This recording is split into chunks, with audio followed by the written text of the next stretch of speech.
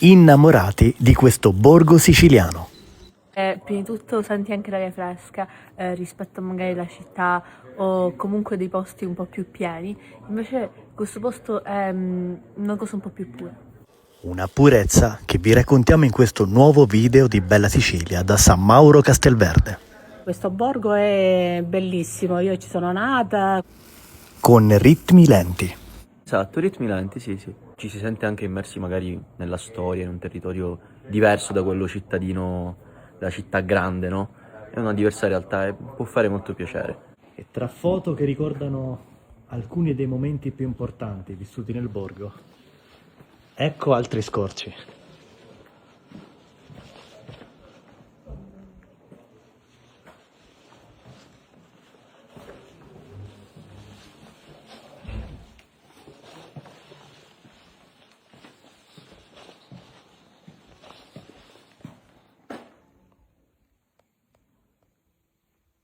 Questo borgo mi è piaciuto moltissimo, dà un senso di quiete, bellezza naturale, conservazione della biodiversità.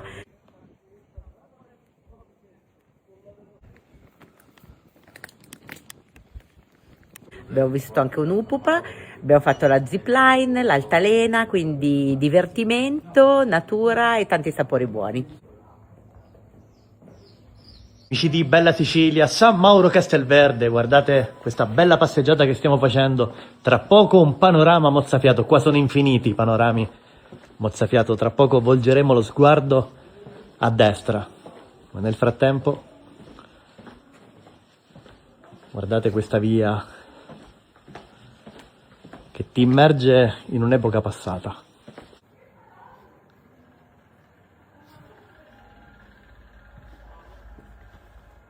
Quando si affaccia e si vedono questi panorami, È bello, oggi si vedeva la neve sulle Madonie e il mare, penso che sia qualcosa di quasi unico. e tra i panorami più belli vi è questo.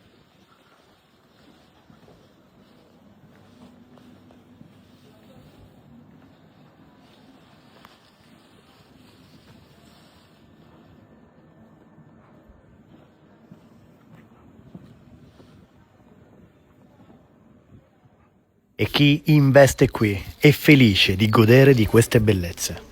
Ho creato questo ristorante per farlo andare avanti e sinceramente mi piace fare questo lavoro e mi piace quando le persone escono da qua contentissime che ritornano per il paese, che girano e dicono che è bellissimo, e questo è un onore per noi maurini perché ci vuole poco per farlo crescere. Ed ora arte e panorami mozzafiato.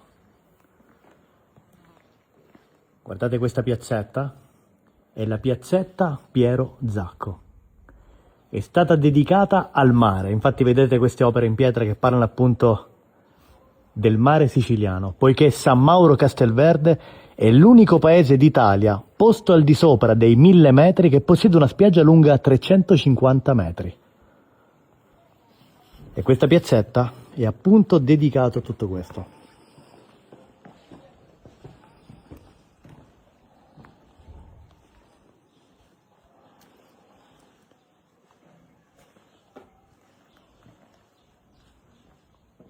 Ed immaginate di essere seduti qui ed ammirare questo suggestivo panorama.